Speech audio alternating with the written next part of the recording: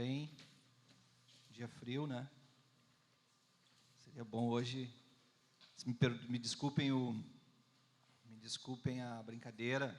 Eu sei que a pandemia levou muita gente, mas no tempo da pandemia a gente fazia os cultos online, né?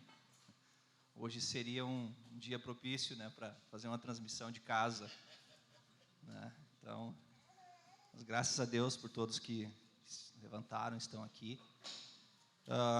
Domingo passado nós estamos indo para o terceiro encontro aqui, né, a terceira ministração. Domingo passado também estava frio, tinha um pouco menos de pessoas. Eu sugiro aos irmãos que estão na escola de servos, né, que assistam no YouTube ali depois, tá? Para conseguirem fazer depois a avaliação que vai ter, tá bom?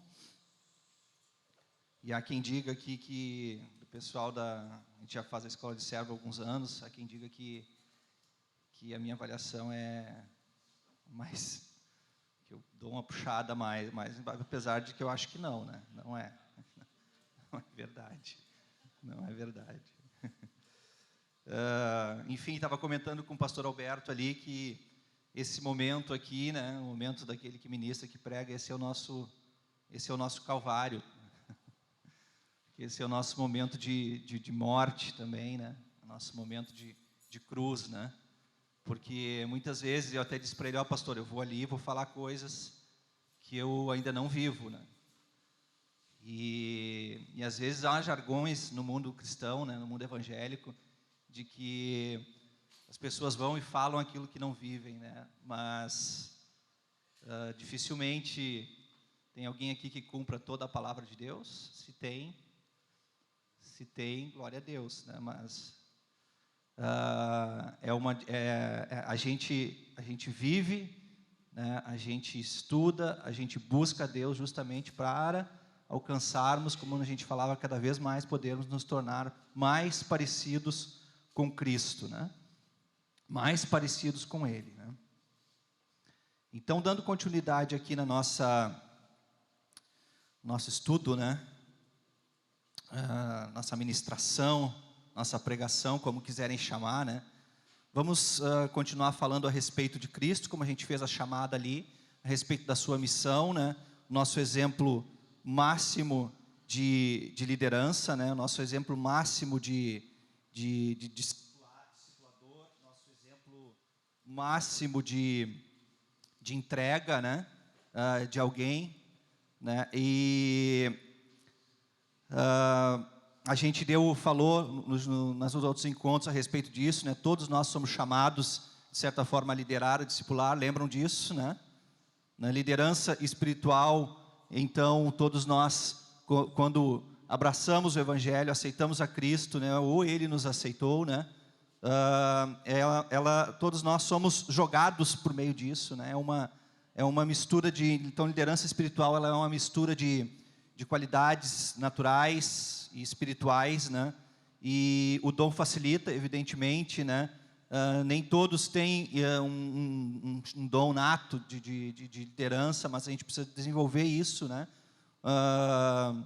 O líder espiritual vai influenciar os outros, não somente pelo poder da sua própria personalidade, a gente viu isso anteriormente, né? Sobre o poder da influência, né? No outro encontro, não só pelo poder da sua própria personalidade, mas principalmente pelo poder do Espírito Santo e pelo poder do cumprimento da palavra de Deus, para que possamos falar como quem tem autoridade, né? E dessa forma a gente permite que o Espírito Santo exerça um controle da nossa vida. Esse não é um controle robótico, evidentemente. Esse controle do Espírito Santo na nossa vida depende da nossa entrega, depende do quanto nós permitimos que o Espírito Santo possa fluir através de nós, né? Então, liderança espiritual, por conceito, é uma questão de um poder superior e jamais pode ser gerado pela própria pessoa. Apesar de, como a gente já falou, né, os dons naturais podem ser agregados a isso, mas até mesmo esses dons são nos dados por Deus, né? Mas jamais pode isso ser gerado pelo homem, né? Então, é uma questão de um poder superior, do poder de Deus, do poder do Espírito Santo, poder, né, liderar podermos também nos autoliderarmos, né? Apesar de que essas habilidades naturais não podem e não devem também ser desprezadas, mas o importante, o principal, é buscar desenvolver esse potencial de liderar, né? Tanto em nós mesmos, né? Encontrarmos esses traços, né, dentro da nossa personalidade e buscarmos a autoanálise, autoconhecimento, procurarmos nos compreender cada vez mais, né, para que todo membro seja espiritualmente saudável, né? Isso fala de uma igreja saudável, uma igreja que cresce. A gente falou, as igrejas que têm um potencial de crescimento, são igrejas onde todos são encarados como líderes, né? Todos são vistos e são desenvolvidos como líderes, pessoas que vão liderar, pessoas que vão discipular outras. Então isso é uma igreja saudável. Então todo membro que seja espiritualmente saudável deve ser capaz de resolver o quê? Primeiramente, seus próprios problemas. Amém? Autoconhecimento, né? A autoliderança, a gente viu lá no primeiro encontro. Então todo membro espiritualmente saudável, ele deve ser capaz de resolver seus próprios problemas, seus próprios dilemas e ajudar os outros. Todavia, todo aquele membro que não seja espiritualmente saudável, ele vai sobrecarregar alguém, né? Então sempre vai sobrar para alguém. E aí é uma igreja que começa a apresentar problemas, né, no seu desenvolvimento, no seu crescimento, né? Quando eu falo isso de ser espiritualmente saudável, ele é capaz de resolver os seus próprios problemas, não significa dizer que ele é um ser autônomo. Até mesmo porque a frase que eu falei depois corrobora com que eu estou com essa questão de comunidade, de comunhão, né? Ele sendo espiritualmente saudável, ele também vai receber ajuda daquele outro que é espiritualmente saudável. Então, dessa forma, nós nunca estaremos sozinhos, né? Então, todos nós, isso vai, né, sobrecarregar as outras pessoas, né? Quantas pessoas, quantos irmãos, pastores e líderes, muitas vezes, nós vemos nas igrejas sobrecarregados, né? Por quê? Por que isso? Porque certamente eu posso estar falhando nesse processo de discipulado, de liderança. Porque uma igreja saudável é um discipulando o outro. Muitas vezes nós temos estruturas nas igrejas, e isso é bênção, as igrejas têm estruturas às vezes gigantescas e às vezes bem complexas de acompanhamento, como grupos caseiros e outras coisas, mas um modelo bíblico, e esse é um modelo, é uma estratégia, né, de acompanhamento, mas ali dentro mesmo daquele pequeno grupo, não pode se criar o vício de eu ficar ali, né, recebendo. Então eu preciso entender que mesmo numa igreja, como na nossa igreja não existia, muitos anos atrás, essas questões de grupos caseiros, por exemplo, de GC, e as igrejas seculares também, eu acho que não trabalhavam com esse tipo de modelo, secular e milenar, os irmãos, a igreja crescia dessa forma, né? A igreja se autoliderando, ou seja, cristãos espiritualmente saudáveis, que entendiam isso e eram capazes de um cuidar dos outros. E isso é uma igreja, esse conhecimento nós precisamos ter. Então Jesus, ele tinha esse conhecimento dele mesmo, evidentemente. Ele tinha características importantes na vida dele, ele tinha um conhecimento da sua natureza, da sua identidade, ele tinha um conhecimento da sua missão e ele tinha conhecimento das ovelhas. Isso são três coisas importantíssimas para a gente entender um pouco mais, porque é nele que nós vamos buscar toda a nossa referência para desenvolvimento de liderança espiritual. É em Cristo que nós buscamos isso, né? Então, a respeito da sua identidade, ele sabia que desde o início do seu ministério, e Jesus sempre foi categórico em dizer a todos os seus seguidores que ele tinha sido enviado a este mundo pelo Pai, certo? A gente já falou sobre isso, né? Ele afirmava isso, né? Tanto que quando a gente até quando faz a pergunta por que Cristo veio a esse mundo, né? De pronto nós respondemos muitas vezes para morrer na cruz, né? Redimir a humanidade para dar vida eterna aos homens. Conceito básico, mas mais correto para se dizer a respeito da sua missão, para falar a respeito da sua identidade, foi aquilo que ele mesmo falou. Que ele falou: eu vim a esse mundo porque o Pai me enviou, né?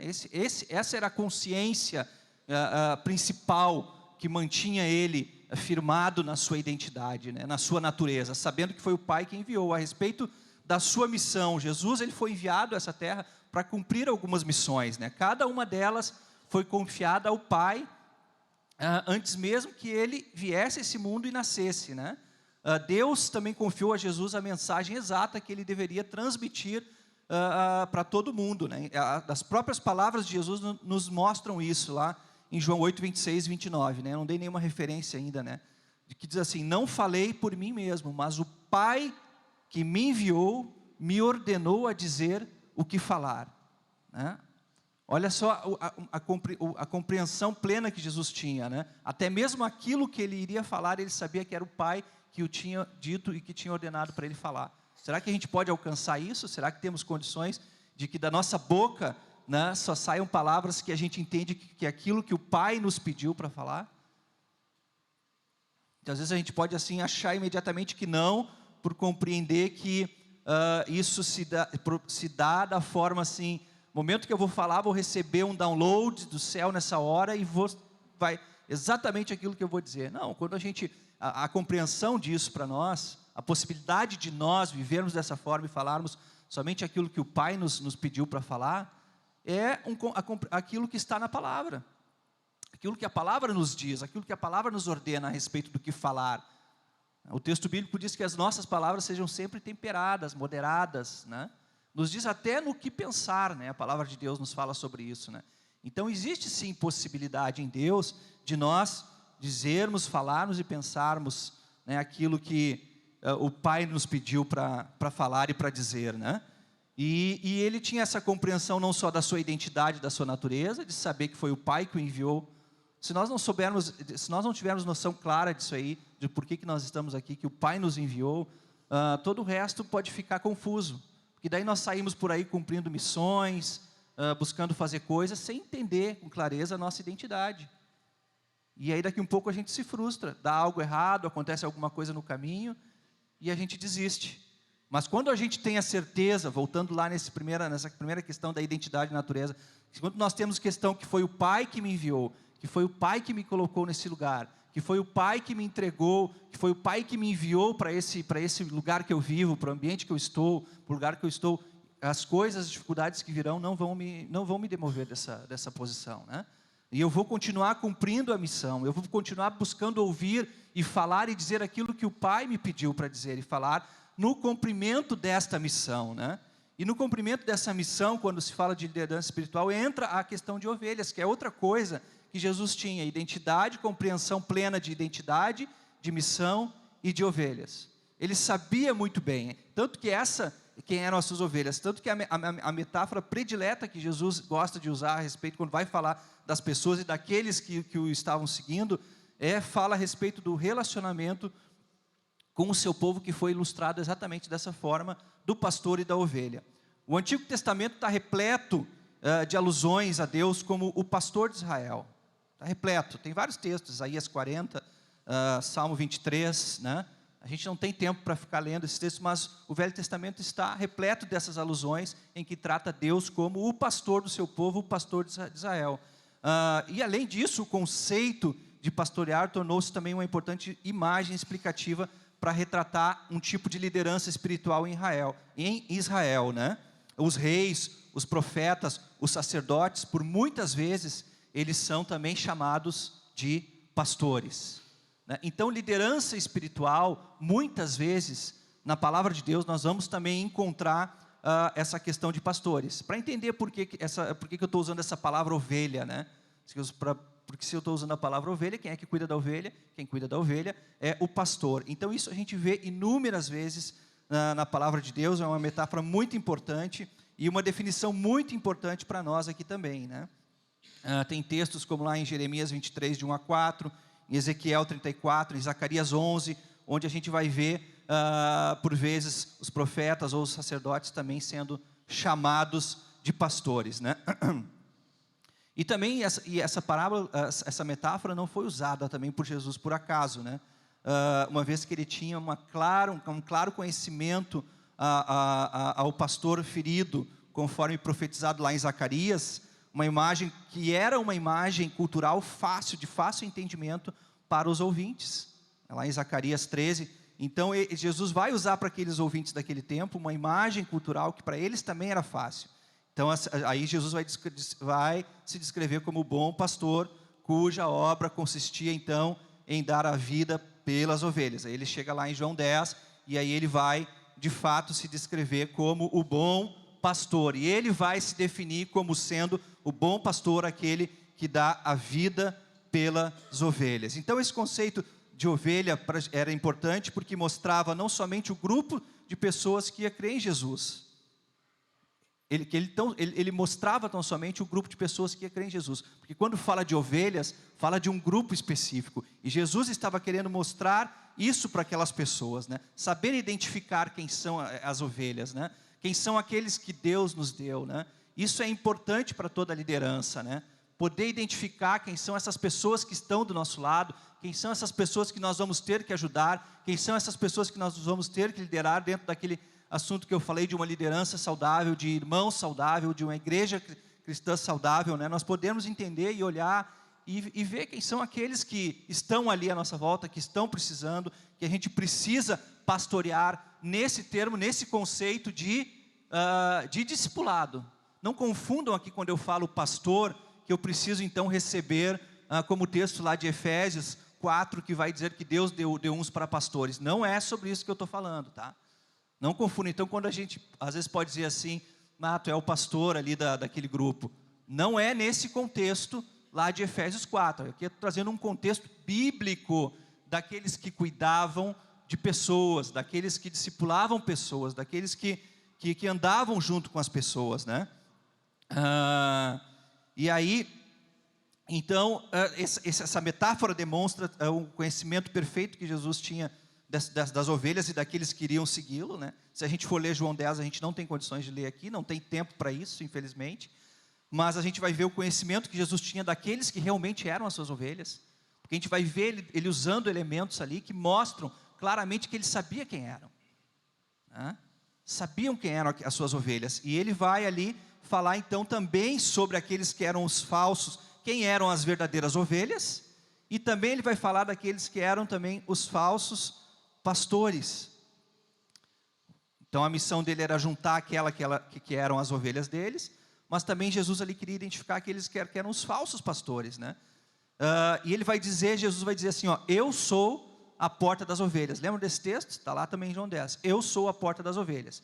Então aqui é mais uma coisa importante para a gente entender a respeito de liderança espiritual. Quando Jesus diz assim, eu sou a porta das ovelhas, Jesus ele está dizendo que o acesso às ovelhas não é possível de outra forma. Amém? Todo aquele que se propõe a cuidar de pessoas, a discipular, ele precisa entender que o acesso às ovelhas, o acesso ao curral das ovelhas, só é possível através da porta. Porque aquele que pula o cercado, ele é o ladrão, ele é o salteador. E não é o diabo, né? E nesse texto também diz assim, porque o ladrão veio para matar, roubar e destruir, né? A gente costuma trocar a palavra ladrão pela palavra diabo, mas não é o ladrão. Jesus está falando da religiosidade, dos homens religiosos que viviam naquele tempo, naquela época, que queriam tomar as ovelhas para si e queriam dominar sobre as ovelhas. Apesar do diabo ser um ladrão mesmo, mas aqui Jesus está identificando personalidades. Pessoas que se infiltravam no meio, pessoas que estavam ali pregando uma falsa lei, corrompendo a lei de Moisés. E Jesus está dizendo, eu sou o verdadeiro pastor e eu dou a vida pelas ovelhas. Então aquele que vem por cima, e eu sou a porta. Aquele que entra por outro lugar é ladrão salteador. Então Jesus está dizendo que não é possível acessar as ovelhas de outra forma que não seja através de Cristo. Com métodos humanos, com formas humanas, com estratégias humanas que são boas para estruturas, mas o acesso ao coração das ovelhas, o acesso às ovelhas só é possível através de Cristo. Ou seja, o que a gente está dizendo com isso? Através dele que é a porta. Através da palavra de Deus. Através daquilo que é a palavra de Deus. Amém? Então se tu quer fazer terapia, tu busca o terapeuta. Agora, se tu quer um pastor, se tu quer um cuidado através da palavra de Deus, aí tu tem que buscar num líder espiritual, tu tem que buscar em alguém E que esse líder esteja atento para não entrar com técnicas humanas, tentar acessar o seu coração, tentar acessar a sua vida com técnicas humanas. Para curar a sua alma, para curar o seu coração, seja lá o quê. Pelo menos nós aqui temos o cuidado, quando percebemos que a pessoa precisa de um acompanhamento psiquiátrico, ou psicológico, ou uma terapia, a gente vai procurar então a terapia, né? Mas, a gente, quando se propõe e percebe que a gente precisa ministrar a palavra de Deus para aquela pessoa, esqueçam as técnicas humanas. Pela palavra de Deus. Cristo é a palavra. Ele é o pão vivo que desceu do céu. Então, é através dele que nós conseguimos ministrar sobre a vida das pessoas, através da palavra, do conhecimento dessa palavra, que nós conseguimos entrar na vida das pessoas e ministrar sobre eles. Então, pastoreio é a palavra que define, eu poderia dizer assim, o método se é que se pode chamar de método de liderança de Jesus. Tá? É o que define, é a forma de fazer isso, né? E esse pastoreio se dá através de direção e de provisão. Como é que a gente vai dar direção e provisão para as pessoas se não for através da palavra de Deus?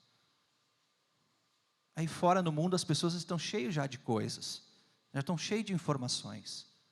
A única forma delas obterem, elas chegam perdidas, muitas vezes para nós, a única forma de nós conseguirmos ajudá-las é através desse pastoreio, e esse pastoreio se dá através de dar direção, de dar provisão, né? E para isso nós temos toda a igreja, nós temos irmãos, nós temos líderes, nós temos pastores ordenados para ajudar nesse processo, para estar junto, né? É claro que esse conhecimento perfeito que Jesus tinha, nenhum líder hoje tem. Por mais sucesso que ele tenha no ministério, né, o sucesso que hoje é medido por números, né, muitas vezes, ninguém tem. Né? Ninguém consegue ter todo esse conhecimento, mas nós precisamos buscar em Deus cada vez mais conhecer aqueles que estão conosco e conhecer as pessoas que estão junto, vivendo no nosso meio, né? E para isso Jesus, ele tinha 4 prioridades na vida dele, né? Que a gente vai falar nesses últimos encontros que faltam, né? Jesus, ele tinha 4 prioridades que eram fundamentais na vida dele, né? Identificadas na palavra de Deus, né? E que também estão para as nossas vidas, né? Então, essa primeira prioridade que Jesus tinha era cada vez mais tornar-se íntimo de Deus. A gente vai pensar, mas Jesus precisava se tornar íntimo de Deus, né? A gente vai pensar assim, né? Será? Sim, ele precisava, senão ele não ia orar, senão ele não ia buscar, senão ele não ia ter tempo com o Pai, né?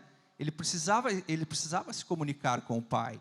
Como a gente já viu, havia uma natureza também terrena, ele também era tentado, ele precisava também cada vez ser mais íntimo de Deus, né? Então essa era uma prioridade número 1 na vida dele. Em Jeremias 9, 23, 24, a palavra de Deus diz assim: assim diz o Senhor, não se glorie o sábio na sua sabedoria. Desculpa se eu estou falando muito rápido aqui, que eu sei que daqui a pouco a placa sobe, tá? Então Jeremias 9, 23, 24 diz assim diz o Senhor, não se glorie o sábio na sua sabedoria, e nem o forte na sua força, e nem o rico nas suas riquezas, mas o que se gloriar, glorie. Foi falar, ele foi atrás das placas, tá vendo? Foi avisar, ele foi buscar. Tinha esquecido, devia ter ficado quieto. Assim diz, então, não se glorie o sábio na sua sabedoria, nem o forte na sua força, e nem o rico nas suas riquezas. Como é fácil aquele que é sábio se gloriar na sua sabedoria, né? Ou o forte e o rico, então, se gloriar nas suas riquezas. Mas o que se gloriar, glorie-se nisto, em me conhecer e saber que eu sou o Senhor, e que faço misericórdia, juízo e justiça na terra. Isso fala em conhecer o quê? Um Deus misericordioso, justo e verdadeiro. Isso fala do caráter de Deus. Conhecer mais o caráter de Deus é gloriar-se em conhecer e saber que Ele é o Senhor. Porque destas coisas me agrado, diz o Senhor. Em João 17,3, a palavra de Deus diz assim: ora, a vida eterna consiste em que conheçam a Ti, um só Deus verdadeiro, e a Jesus Cristo que enviastes. A vida eterna consiste em que conheçam a Ti, o Deus verdadeiro, que está lá aqui em Jeremias 9, que a gente viu, e a Jesus Cristo que enviastes. Aleluia. Conhecer mais o caráter desse Deus justo, misericordioso e verdadeiro, né? Isso é uma vocação importante, é algo que a gente precisa buscar, né? Porque como é que a gente vai ajudar o irmão se nós não conhecermos do caráter de Deus? O Deus misericordioso, que é amor, mas também que é justo e que pratica justiça, né? Juízo na terra, juízo e justiça na terra. Esse é o nosso Deus que a gente precisa conhecer, que a gente precisa buscar para a nossa vida, para a vida dos nossos irmãos, né? A palavra conhecer aqui, que a gente está vendo que aparece aqui como em outros lugares, expressa mais do que um mero conhecimento especulativo. Não é um conhecimento especulativo do caráter de Deus e das perfeições de Deus. Olha, eu sei que Deus é um Deus onisciente, um Deus onipresente, onipotente, santo, Deus justo, verdadeiro, amoroso. Não é um conhecimento especulativo, né? Um conhecimento pelo conhecimento. Ela inclui todas as impressões sobre a mente e a vida que uma visão justa de Deus e de Cristo é adequada para produzir em nós um caráter também transformado. Então, um conhecimento a respeito disso, que não é um mero conhecimento especulativo, é um conhecimento que também vai produzir em nós uma vida transformada. Amém?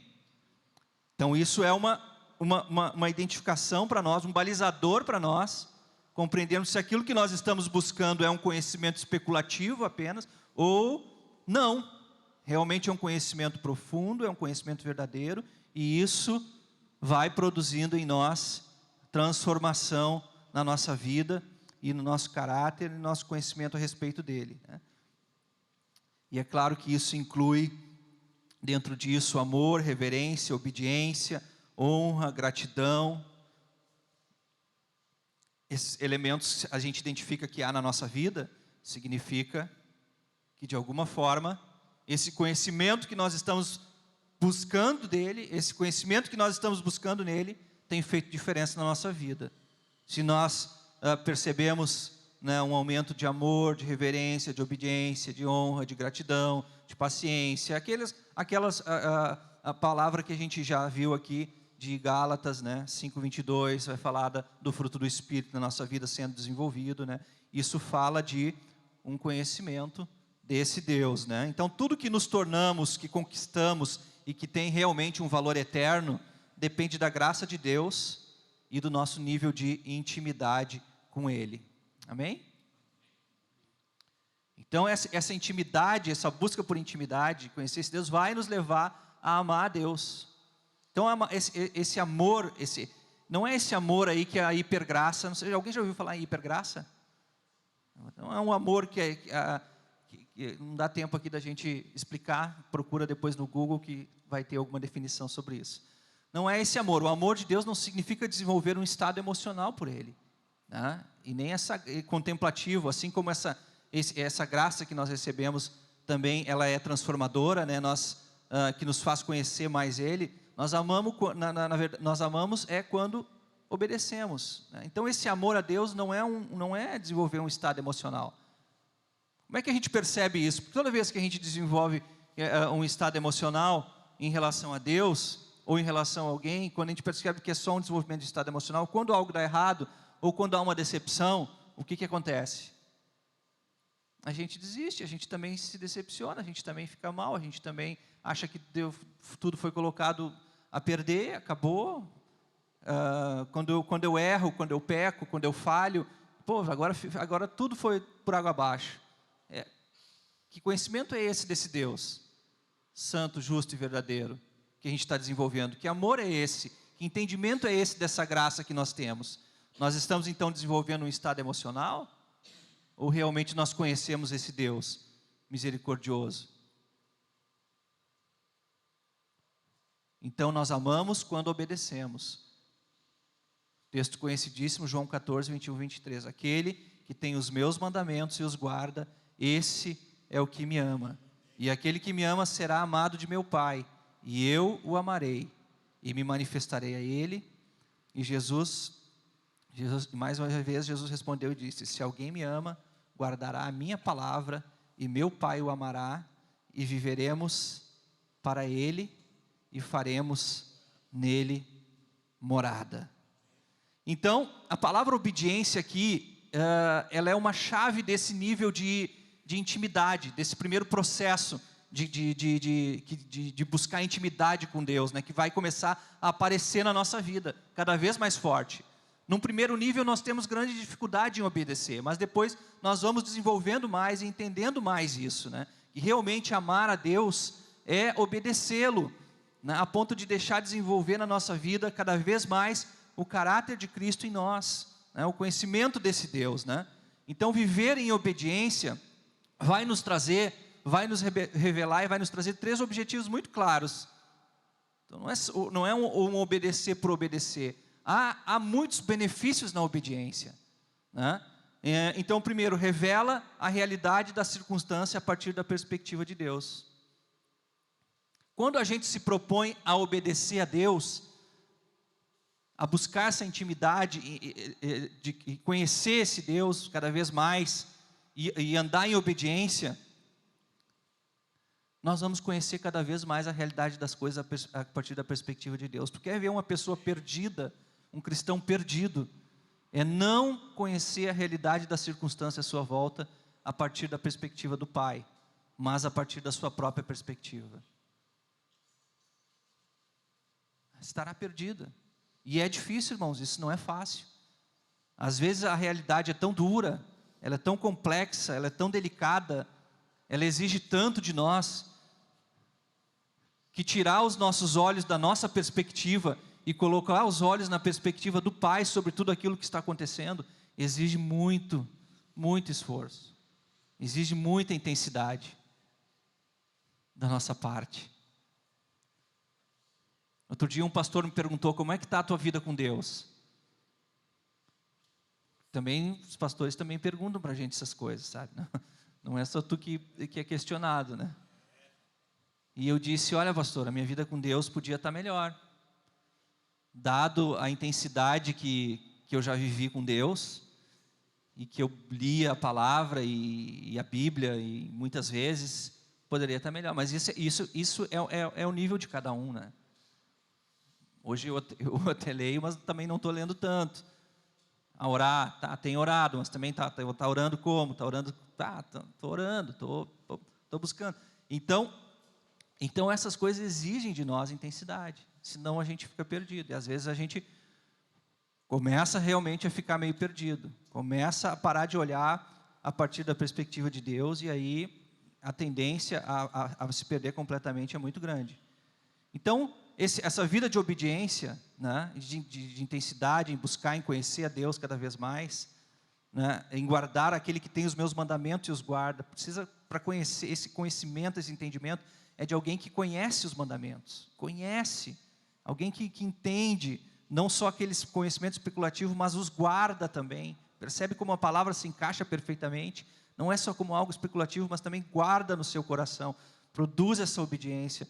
Os momentos difíceis serão vistos a partir da perspectiva de Deus. A outra coisa também é que essa obediência a Deus vai revelar a vontade perfeita, em consequência disso, né, de olhar as coisas a partir da perspectiva de Deus, vai revelar a vontade perfeita de Deus para nós, na circunstância que nós estamos vivendo, vai nos trazer clareza, as decisões que nós temos que tomar e as escolhas que a gente tem que fazer.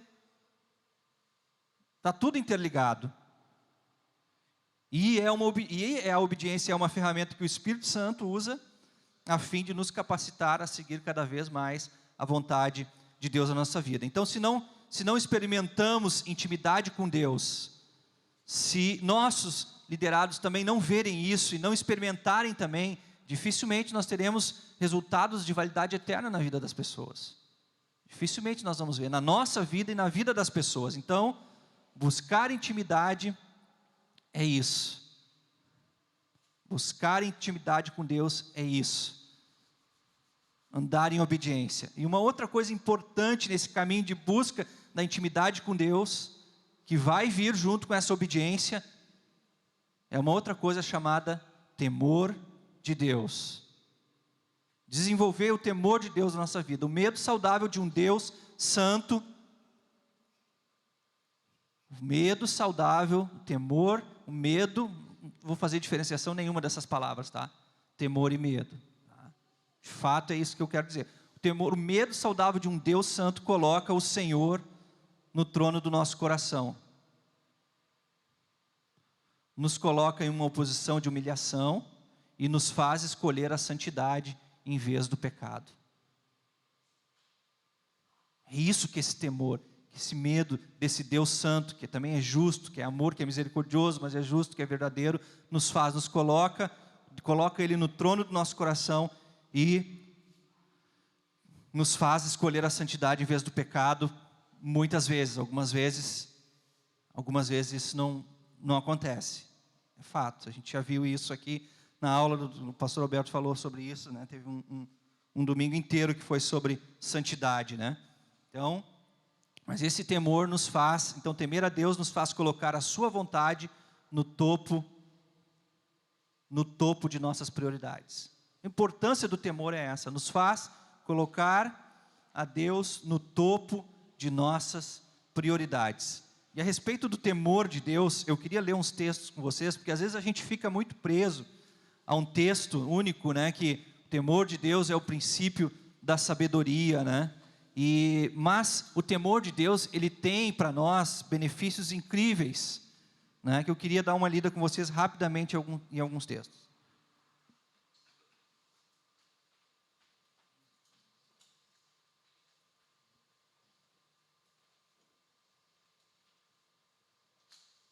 Provérbios 14, 27.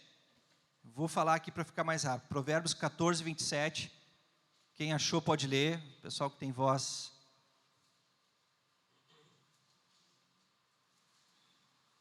Pastor Ricardinho achou. O temor do Senhor é fonte de vida e afasta das armadilhas da morte.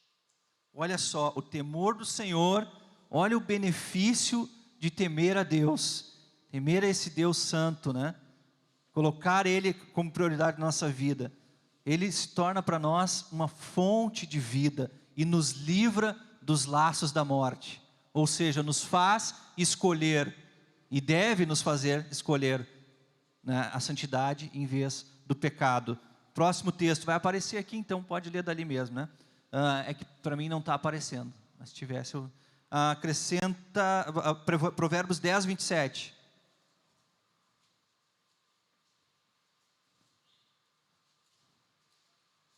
Se apareceu no telão, que agora veio para mim aqui. O temor do Senhor prolonga a vida, mas a vida do ímpio é abreviada. O temor do Senhor acrescenta a vida.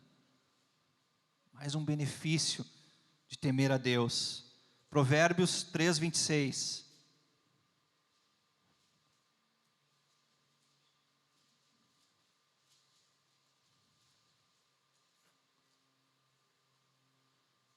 O Senhor será a sua segurança e impedirá de cair em armadilha. Aí não apareceu a palavra, pelo menos nessa versão, não apareceu a palavra temor. Mas o temor do Senhor vai trazer confiança e vai impedir você de cair em armadilhas. Provérbios 14, 26.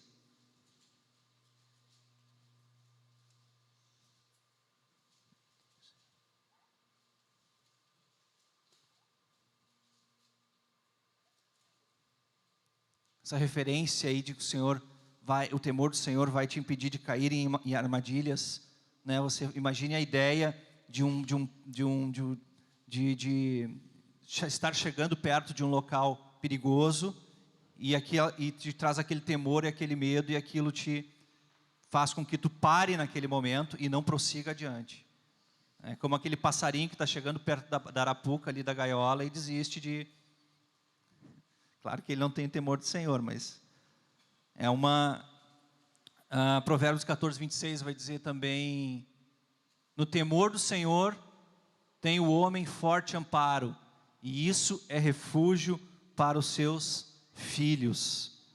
Olha só, também vem promessa de Deus junto com isso, com o temor do Senhor, um refúgio seguro, né? Em Provérbios 8:13 também, abre ali.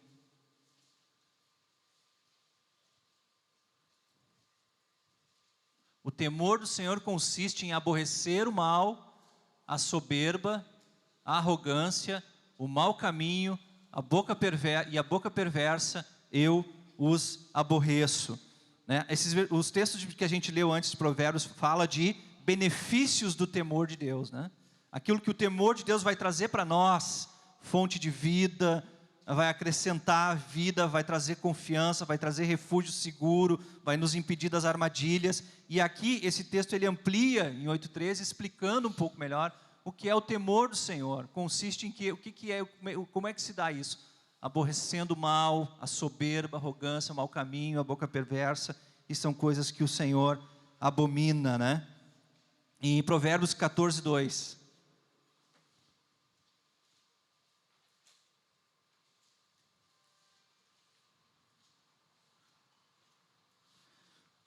Provérbios 14:2. O que anda na retidão teme ao Senhor, mas o que anda em caminhos tortuosos, esse despreza. E o famoso texto de Provérbios 1:7, né? E 9:10, que o temor do Senhor é o princípio da sabedoria. Então são versículos importantes a respeito do temor, para ampliar um pouco mais essa questão do que é o temor de Deus, o que é essa questão de buscar intimidade com Deus através do desenvolvimento desse temor, desse medo a esse Deus, né? A outra coisa importante nesse caminho de busca por intimidade é que a gente precisa colocar em primeiro lugar o reino de Deus e a sua justiça. Texto, uma palavra que Jesus falou lá no Sermão do Monte, né? Em Mateus 6, busca em primeiro lugar o reino de Deus e a sua justiça. Isso é uma coisa básica para aqueles que querem cada vez se tornar mais íntimo de Deus. A tendência natural sempre é ir ao encalço de todas as outras coisas. Por isso é que Jesus está dizendo isso. Por que Jesus está enfatizando isso? Busca em primeiro lugar o reino de Deus e a sua justiça. E ele está dizendo isso justamente porque a tendência natural de todos nós é ir ao encalço de todas as outras coisas que existem. Senão Jesus não estava falando isso. Então Jesus está advertindo: busque em primeiro lugar o meu reino e a minha justiça. Porque o homem, a tendência natural do homem, mesmo o homem, a nova criatura em Cristo, que ainda tem esse velho homem ainda trabalhando contra nós, né? A nossa tendência natural vai ser sempre ir em busca das outras coisas. E todos os dias você vai se ver tentado. Aí vai aparecer coisas na sua frente, na sua vida, no seu contexto, te dizendo para ir atrás de outras coisas. E buscar outras coisas, e buscar outros valores, e buscar bens, e ir atrás de coisas que não são... não é Jesus não falou nesse contexto todo aqui, que as pessoas não deveriam, por exemplo, ter comida e ir atrás de comida, ou de roupas, ou de coisas desse tipo para a sua vida, e nem ter bens. Ele disse que as pessoas fazem disso o primeiro lugar de suas vidas, e Jesus está dizendo exatamente o contrário: busque em primeiro lugar o reino de Deus e sua justiça, né? Mas por que a nossa natureza é tão contrária à natureza de Deus nessa questão? E se é uma das coisas que a nossa natureza é mais contrária à natureza de Deus, é nessa questão de buscar sempre em primeiro lugar o reino de Deus e a sua justiça. É que Cristo, evidentemente, via essa vida como uma mera precursora da eternidade. Mas nós vemos nossa vida na terra como uma obra completa. Nós podemos conhecer a palavra, saber que existe uma eternidade, mas a gente, muitas vezes, se perde nesse processo, porque passa para olhar para essa vida como se fosse a obra completa daquilo que Deus tem para nós. Então eu preciso realizar tudo aqui, eu preciso fazer tudo aqui, o meu tempo aqui é muito pouco, é muito curto, eu tenho que conquistar, eu tenho que atingir os meus objetivos, eu tenho que ter os meus filhos, eu tenho que casar, eu tenho que isso e aquilo, porque esse é o tempo que tem para mim. E gente que conhece muito bem, às vezes, a palavra e se perde nessas coisas. Que eu estou perdendo tempo da minha vida, porque eu já podia ter feito outras coisas, eu já podia ter isso e aquilo outro. Às vezes é verdade mesmo, mas nem sempre. Às vezes tu está perdido mesmo nessas coisas, né? E Jesus via essa vida apenas como uma mera precursora da eternidade. Então, se ele tinha 3 anos para fazer uma obra, ele não ficou desesperado. Ele não ficou apavorado. E agora, tem 3 anos, o que eu vou fazer? Vou sentar num canto e ficar coçando a cabeça. Não era isso. Buscar em primeiro lugar o reino de Deus e sua justiça. Seguir a Jesus. Você alimenta dentro de si o desejo pela justiça de Deus?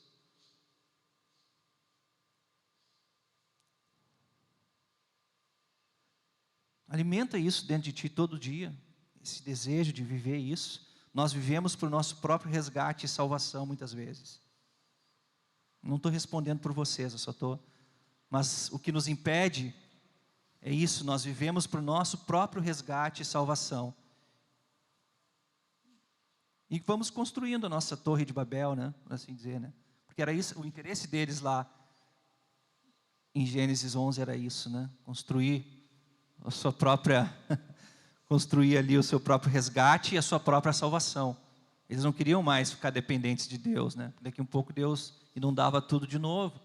Isso revela a vaidade humana, isso nos impede de nós vivermos isso. Então nós vivemos, é a pergunta que eu fiz, você alimenta dentro de ti esse desejo pela justiça de Deus? Então não viva para o seu próprio resgate, não viva para a sua própria salvação. O homem que confia na sua própria força, na sua própria justiça, é como um homem afogando-se que se agarra numa palha. Isso eu li em algum lugar, tá? É como o homem que confia na sua própria justiça e se perde nisso, em buscar em primeiro lugar o reino de Deus e a sua justiça, é como uma pessoa que está se afogando e se segura numa palha e acha que aquilo ali vai resolver a sua vida. A palavra de Deus diz assim lá em Isaías 40, 3 e 4. Voz do que clama no deserto, preparai o caminho do Senhor, tornai justo no deserto a senda para o nosso Deus. Todo vale será elevado e todo monte será aplainado. E o caminho tortuoso se tornará caminho direito, e os lugares acidentados se tornarão planos, e a glória do Senhor será revelada. Depois aparece João Batista, né? Com o mesmo propósito, falando a mesma coisa. Voz do que clama no deserto, preparai o caminho do Senhor. E isso é por tempo que nós vivemos hoje, né? Essa justiça que fala aqui, quando fala dos montes serem aplainados e dos vales serem elevados, falam do quê? Falam de uma equidade, uma justiça, né? Então, aquilo que é assim faz assim, e aquilo que é assim faz assim, né? Então, não se pode se aproximar da justiça de Deus. Isso para nós é muito complicado, né? Porque a gente não pode se aproximar dessa justiça de Deus pela nossa razão, né? Porque a nossa razão, numa situação em que o reino de Deus e a sua justiça precisa prevalecer em primeiro lugar na nossa vida, a nossa razão vai sempre ver aquilo que é o menor, aquilo que é pequeno, e não o mais extenso das coisas, não o mais amplo. Ela vai ver o que é preliminar somente, não vai conseguir enxergar o final, o derivado, mas não o original, o complexo, mas não o simples. Ou seja, a justiça humana vai ver aquilo que é humano. Ela não vai conseguir enxergar aquilo que é o eterno. Isso vai nos impedir de viver essa vida, essa busca por esse reino e a sua justiça. E porque nós sofremos de tanta injustiça, nós sabemos mais sobre injustiça do que justiça. Quem não sofre injustiça aqui? A gente se sente muito mais injustiçado do que justiçado. Quem tem essa sensação?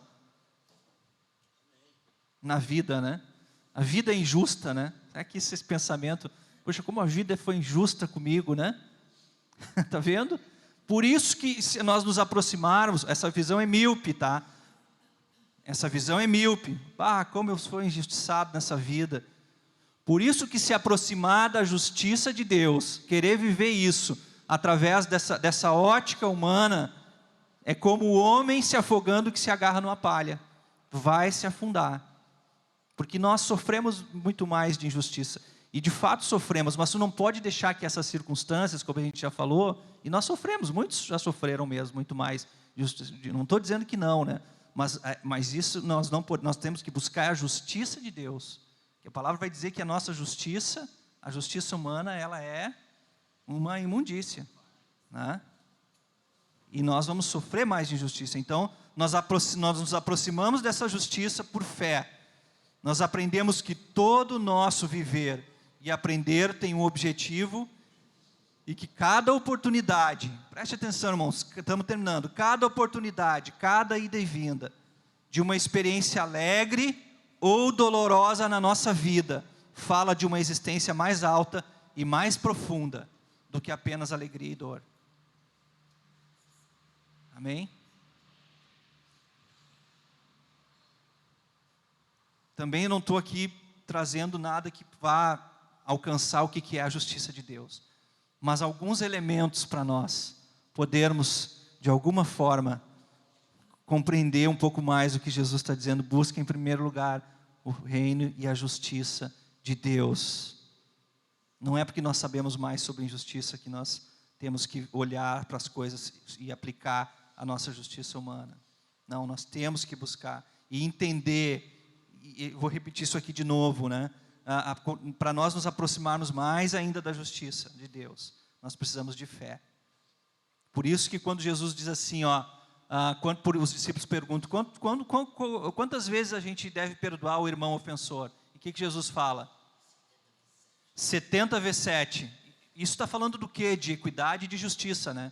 Mas da nossa justiça, tu pode achar que é justo perdoar alguém 70 vezes 7 no mesmo dia? Alguém acha aqui que é justo? Aí quando Jesus diz isso, o que eles falam? Senhor, acrescenta-nos a fé. É porque somente por fé nós podemos nos aproximar dessa justiça. Para nós aprendermos que vou dizer de novo, todo o nosso viver, todo o nosso aprender tem um objetivo, tem um objetivo mais alto. Cada oportunidade, cada ida e vinda, cada evento da nossa vida, seja alegre ou seja doloroso, fala e aponta para uma existência mais alta e mais profunda do que apenas nós achar que se trata de alegria ou dor, dependendo da situação. Se nós estamos fritos, perdidos, vazios, maus, e que Deus nos ajude nesse processo, amém? Vamos orar, irmãos?